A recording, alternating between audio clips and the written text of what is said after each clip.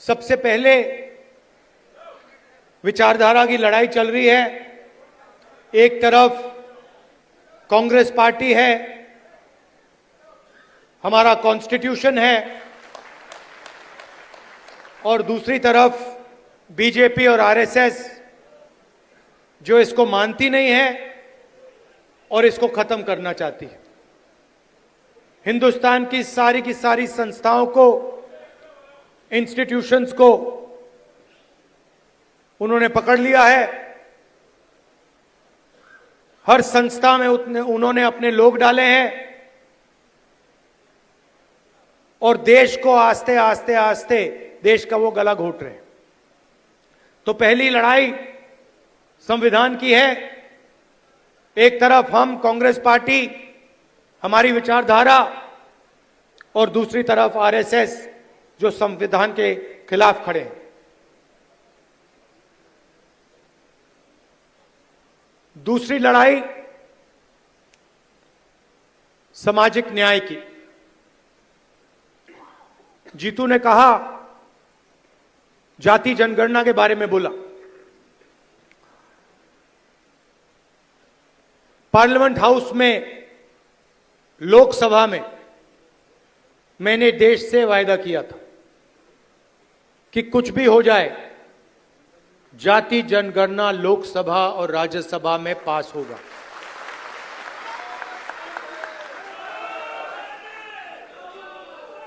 ये BJP RSS वालों को अब मैं अच्छी तरह जानता हूं।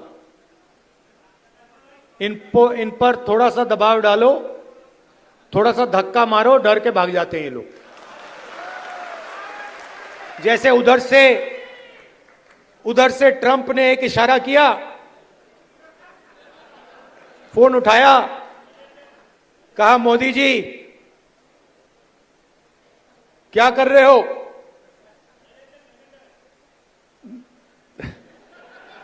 नरेंद्र सरेंडर,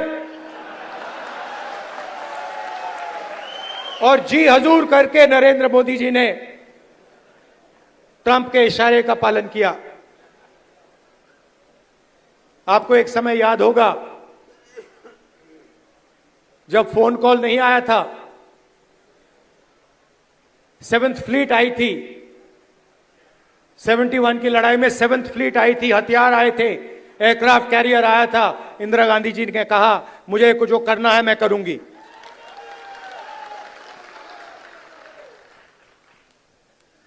ये फर्क है,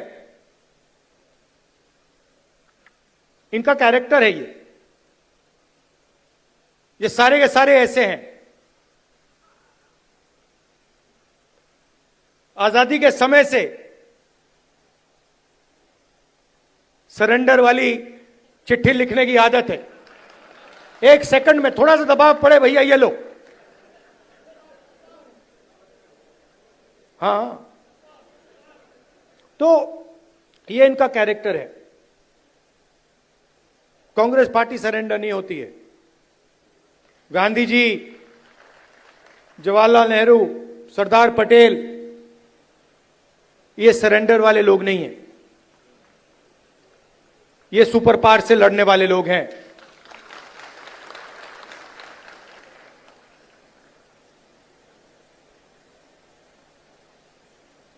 तो जाति जनगणना की बात मैंने कहा, देखिए आपको जो करना है करो। हम सामाजिक न्याय की लड़ाई लड़ेंगे और जाति जनगणना को हम लोकसभा में पास करेंगे। मोदी जी पहले कहते थे कोई जात नहीं है, फिर सिर्फ 4 जात हैं। चुनाव के समय वो ओबीसी बन जाते हैं।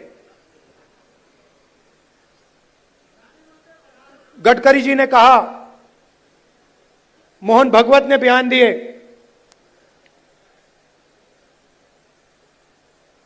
थोड़ा सा दबाव पड़ा, एकदम सरेंडर हो गए। मगर मैं इनको जानता हूं।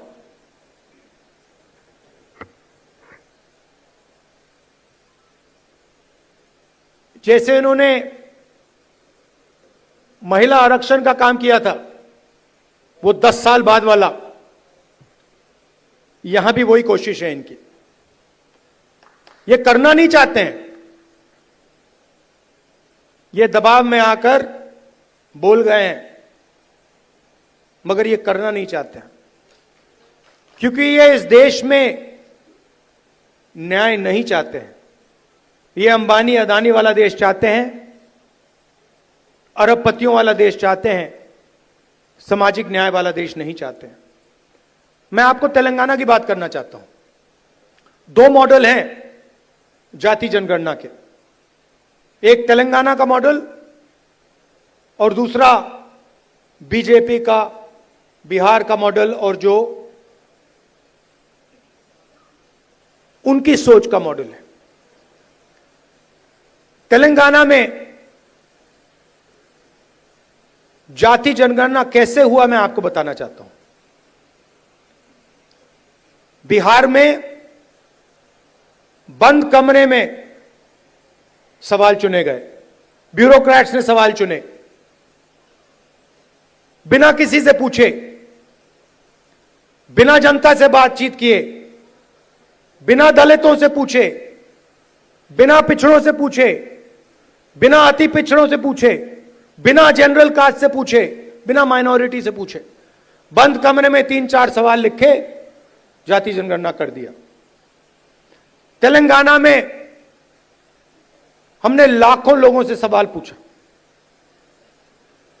दलितों के संगठनों से, आदिवासी के संगठनों से, उनके नेताओं से, और हमने उनसे पूछा कि देखिए हम जाति जनगणना करने जा रहे हैं, सर्वे करने जा रहे हैं, आप इस सर्वे में कौन से सवाल चाहते हो। 3.5 लाख लोगों ने हमारी प्रोसेस में एक साथ मिलकर सवाल निकाले, और उसके बाद बिहार में सेल्फ रिपोर्टिंग था। अगर आप बोलना चाहते हो तो बोलो, नहीं बोलना चाहते हो तो नहीं बोलो। तेलंगाना में हर व्यक्ति, हर परिवार के घर में सरकार के ऑफिसर्स गए और उन्होंने उनसे सवाल पूछे। नतीजा मैं आपको बताना चाहता हूं। जाति जनगणना में क्या पता लगा। तेलंगाना का जो कॉर्पोरेट स्ट्रक्चर है, प्राइवेट सेक्टर है, आप हैरान हो जाओगे। तेलंगाना का जो प्राइवेट स्ट्रक्चर है, प्राइवेट सेक्टर है, सीईओज, सीनियर मैनेजमेंट, कंपनी के मालिक, इन सब की लिस्ट में आपको एक दलित, एक आदिवासी, एक पिछड़ा वर्ग का व्यक्ति नहीं मिलेगा। यह सच्चाई है। तेलंगाना में जो भी कॉन्ट्रैक्ट सरकार देती है, सारे के सारे कॉन्ट्रैक्ट्स 5% लोगों को मिलते हैं। उसमें ना कोई दलित है, ना कोई आदिवासी है, ना कोई पिछड़े वर्ग का व्यक्ति है। यह सच्चाई है। हम कहते हैं हम सुपर पावर बनना चाहते हैं। दलितों की आबादी 15%, पिछड़ों की आबादी कम से कम 55%, आदिवासियों की आबादी 9%, माइनॉरिटीज 15%, सब जोड़ लो 90% बनता है। इनकी भागीदारी नहीं है। और वही चुने हुए अमीर लोगों को सारा का सारा दिया जाता है। उसी लिस्ट में कॉर्पोरेट सेक्टर की लिस्ट निकालो, बड़े बड़े ब्यूरोक्रेट्स की लिस्ट निकालो, उसमें आपको गरीब जनरल कास्ट का भी कोई नहीं मिलेगा। यह सच्चाई है। मजदूरों की लिस्ट निकालो, उबर ड्राइवर्स की लिस्ट निकालो,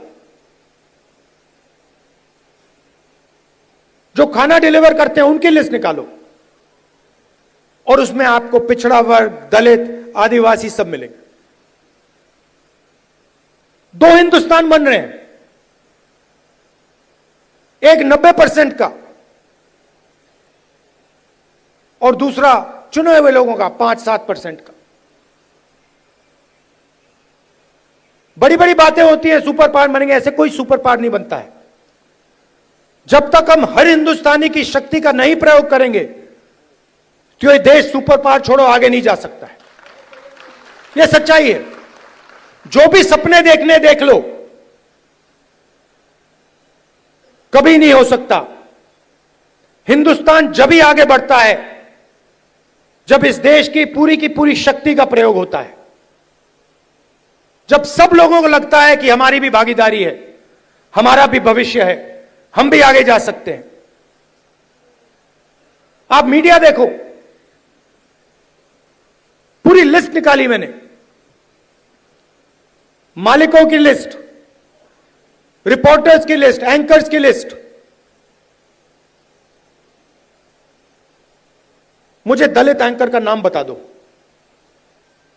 मुझे पिछड़े वर्ग के एंकर का नाम बता दो, मुझे आदिवासी एंकर का नाम बता दो, नेशनल मीडिया में बता दो कौन है, मुझे बता दो। जुडिशियल सिस्टम में जाओ, वहां आपको 90% नहीं मिलेंगे। मीडिया में आपको अंबानी जी की शादी दिख जाएगी, डांस गाना दिखेगा, मगर किसान भूखा मर जाए, मजदूर मर जाए, कभी नहीं दिखाई देगा। और पूरा का पूरा धन 2-3 लोगों के हाथ में जा रहा है। डिफेंस की इंडस्ट्री देखो, वहां आपको अदानी दिखेगा। छत्तीसगढ़ में माइनिंग देखो, वहां आपको अदानी मिलेगा। अदानी की सड़कों पे चलो, इंफ्रास्ट्रक्चर भी उसका, सीमेंट भी उसका, और कोई है ही नहीं। मतलब इन 2-3 लोगों को छोड़कर ऐसा लगता है कि इस देश में कोई बिजनेस वाला रहा ही नहीं। उधर अमेरिका में केस लगा हुआ है अदानी के खिलाफ, मगर हिंदुस्तान में जो भी ये करना चाहता है कर सकता है। क्यों? नरेंद्र मोदी का दोस्त है।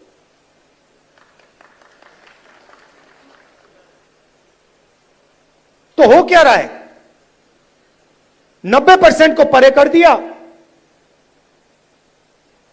गरीब जनरल कास्ट को परे कर दिया, और सारे के सारे बिजनेस यही 5-6 लोगों को दे रखे हैं। नाम आप जानते हो। और ये क्या करते हैं? आप मुझे बताओ,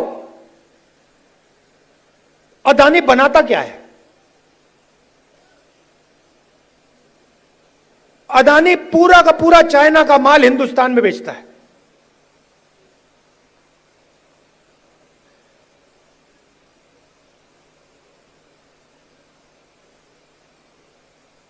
तो अदानी पैसे बनाता है, अंबानी पैसे बनाता है, और चाइना अपना माल हिंदुस्तान में बेचता है। यह फोन जो है, यह अदानी अंबानी जैसे लोग बेचते हैं हिंदुस्तान में, मगर इस फोन से चाइना के युवा को रोजगार मिलता है, हिंदुस्तान के युवा को रोजगार नहीं मिलता है। वो सब कुछ बनाते हैं, शर्ट, पैंट,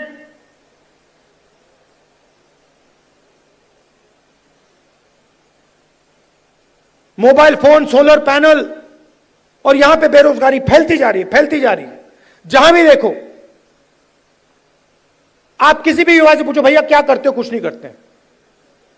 क्या काम करते हो? नहीं, कुछ नहीं करते हैं।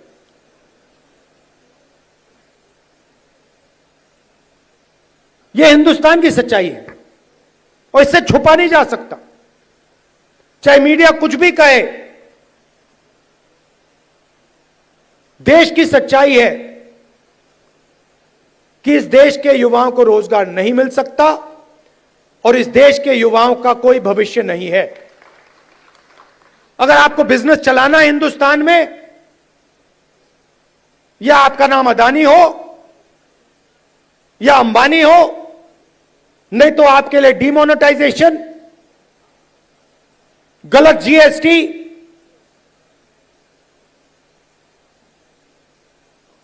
या फिर आप उनके लिए जाके काम करो।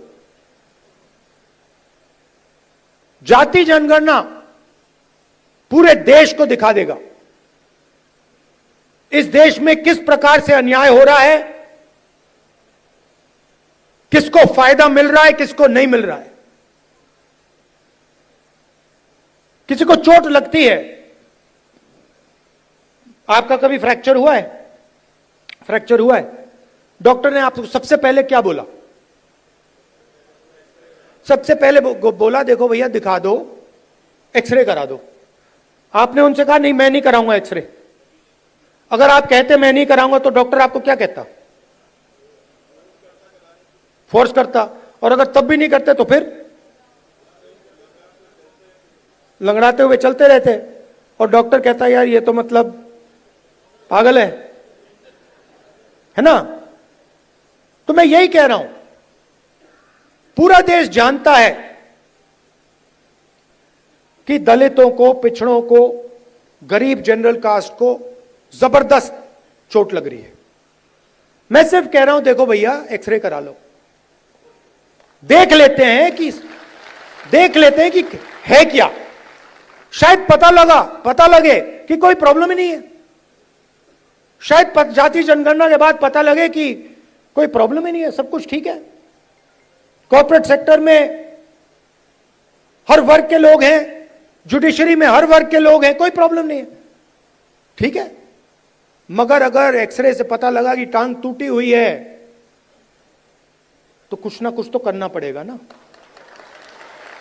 तो इसीलिए बीजेपी नहीं चाहती है, क्योंकि अगर जाति जनगणना हो गया तो ये इनका जो अदानी अंबानी वाला मॉडल है ये वहीं खत्म हो जाएगा। क्योंकि देश को पता लग जाएगा कि 90% को कोई फायदा नहीं हो रहा है, ये 5-10% को सारा का सारा हिंदुस्तान का धन जा रहा है और जनता अपने आप खड़े होकर उसको रोक देगी।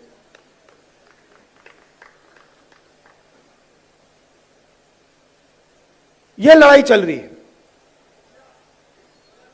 और तेलंगाना मॉडल जो है वो जाति जनगणना करने का सही मॉडल है।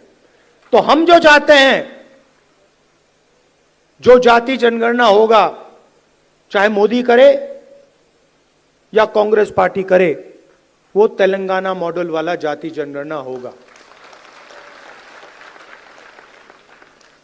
थोड़ी सी मध्य प्रदेश की बात करता हूं।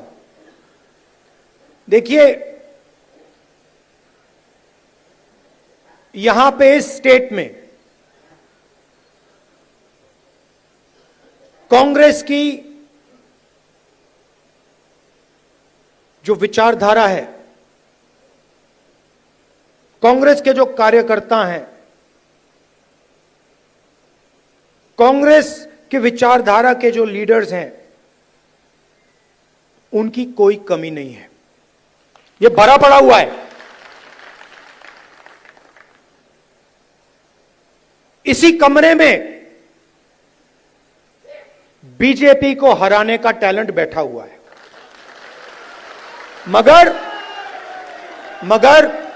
मगर आपके हाथ बंधे हुए हैं।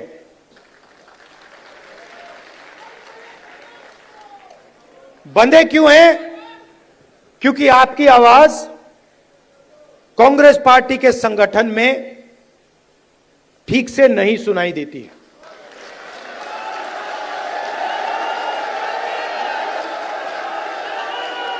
ये हमारी सेना है, ये लड़ने के लिए तैयार है, ये मरने के लिए तैयार है। बीच में 2-3 लोग उल्टे सीधे बयान देते रहते हैं।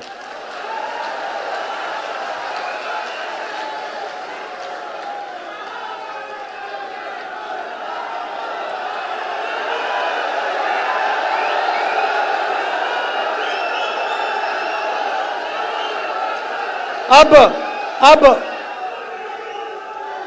कोई ऐसे लोग हैं जो फ्रस्ट्रेशन में दे देते हैं, कोई ऐसे लोग हैं जो थोड़ा बीजेपी का भी काम कर लेते हैं, और हमें कहीं ना कहीं से तो शुरुआत करनी होगी। तो वर्किंग कमेटी ने निर्णय लिया है कि शुरुआत डिस्ट्रिक्ट और डिस्ट्रिक्ट प्रेसिडेंट के पोस्ट से होगी,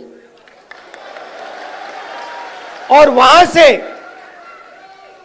उस शुरुआत से हम पार्टी को मध्य प्रदेश में, गुजरात में, बाकी प्रदेशों में खड़ा करेंगे। अब यहां पे डिस्ट्रिक्ट प्रेसिडेंट आए हैं, और आप में से ऐसे लोग होंगे जो पूरी शक्ति के साथ, दिल के साथ कांग्रेस पार्टी के लिए काम करते हैं, और ऐसे भी लोग होंगे जो थोड़ा थक गए हैं या जिनका मूड ठीक नहीं है, जो ज्यादा टेंशन लिए हैं। अब रेस के घोड़े और बारात के घोड़े को अलग तो करना ही पड़ेगा, और पहले मैं कहता था दो टाइप के हैं, एक रेस का घोड़ा है, कांग्रेस पार्टी कभी कभी रेस के घोड़े को बारात में भेज देती है, ये कमलनाथ ने कहा है, और कभी कभी बारात के घोड़े को रेस की लाइन में खड़ा कर देती है, उसको पीछे से वो एक चाबुक पड़ता है, वो वहीं बैठ जाता है। मगर एक तीसरी कैटेगरी है, एक हुआ बारात का, दूसरा हुआ रेस का, एक तीसरा भी होता है। कौन सा होता है? लंगड़ा घोड़ा। तो ये छांटना है हमें, लंगड़ा कौन सा है, रेस का कौन सा है, बारात का कौन सा है।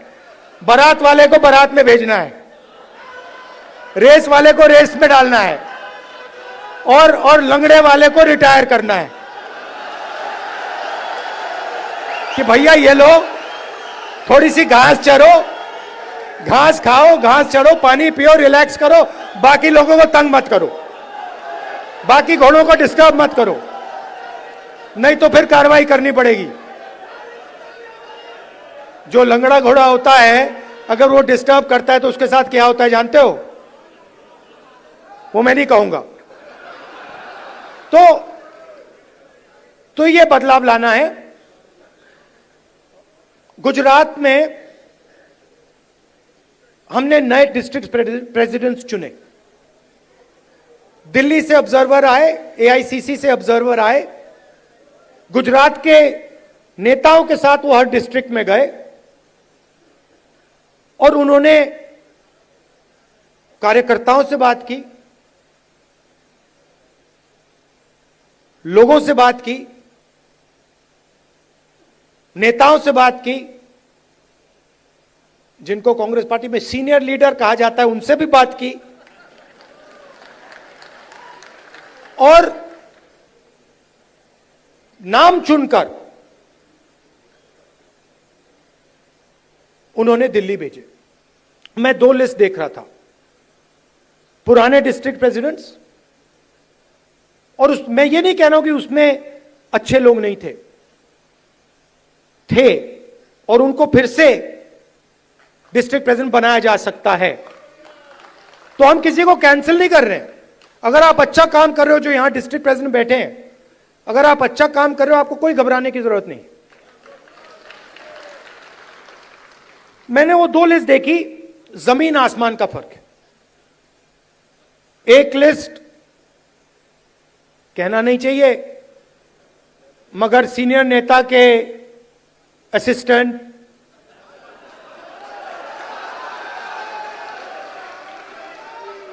और दूसरी लिस्ट में पोटेंशियल फ्यूचर गुजरात की लीडरशिप। वही हम मध्य प्रदेश में करना चाहते हैं। और अगर हम ये नया बदलाव ला रहे हैं, तो ये सिर्फ डिस्ट्रिक्ट लेवल पे नहीं रुक सकता है, ये एक कदम है। इसके बाद हम ब्लॉक और जो गांव तक का लेवल है, लोकल बॉडी का लेवल है, वहां भी जाएंगे। मगर मैं जो डिस्ट्रिक्ट प्रेसिडेंट बनेंगे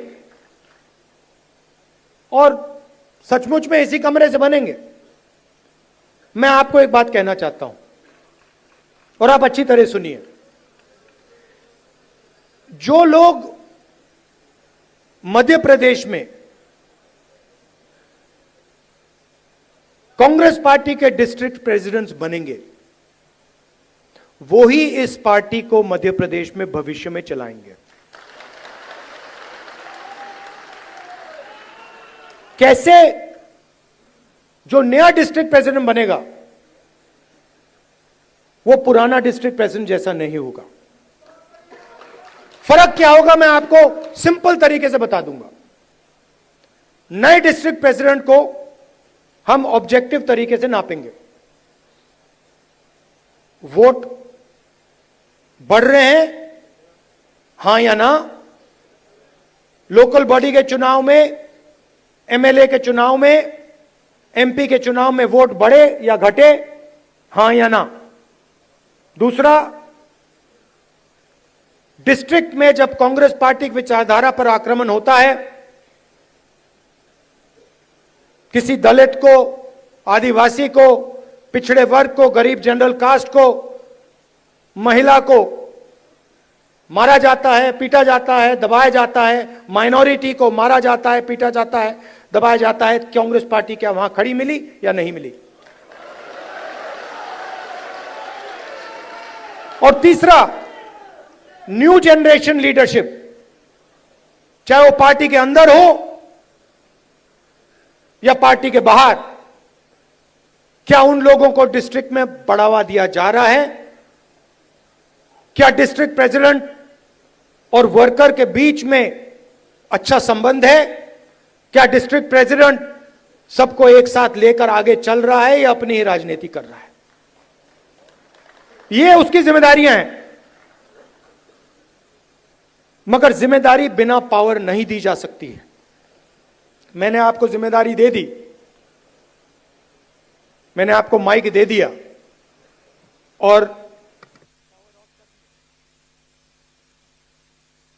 ये जो कांग्रेस पार्टी में हम करते रहते हैं इसका कोई मतलब नहीं। तो अगर हम आपको माइक दे रहे हैं तो उसमें कम से कम 440 का करंट होना चाहिए। और 440 का करंट हम कैसे देंगे? जो हमारा डिस्ट्रिक्ट प्रेसिडेंट होगा उसकी आवाज लोकल बॉडी के कैंडिडेट्स को चुनने में, एमएलए के कैंडिडेट्स को चुनने में और लोकसभा के कैंडिडेट्स को चुनने में सुनाई देगी। अगर कोई सोचता है कि वो डिस्ट्रिक्ट प्रेसिडेंट को अलग कर दे और वो कांग्रेस पार्टी में आगे बढ़ेगा तो वो आज के बाद गलतफहमी में है। तो हम 55 लीडर चाहते हैं मध्य प्रदेश के लिए, मध्य प्रदेश के भविष्य के लिए हम 55 लीडर को चुनना चाहते हैं। ये हमारे ऑब्जर्वर्स का काम है। और उसके बाद जैसे मैंने कहा, ब्लॉक का काम शुरू होगा, पंचायत लेवल का काम होगा, वार्ड लेवल का काम शुरू होगा। मगर ये एक बहुत गहरा कदम लिया जा रहा है। मैं जानता हूं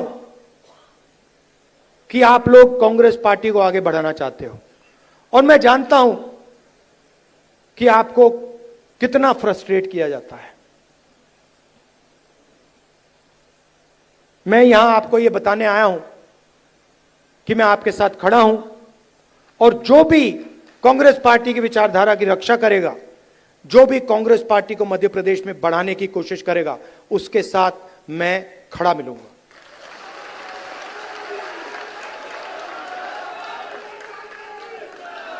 मध्य प्रदेश में कांग्रेस पार्टी की कोई कमी नहीं है।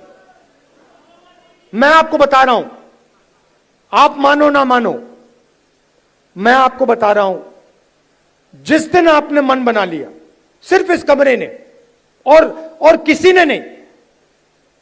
जिस दिन इस कमरे में 20% लोगों ने मन बना लिया कि यार बीजेपी को उधेड़ के फेंकना है, उस दिन बीजेपी का आप परे कर दोगे।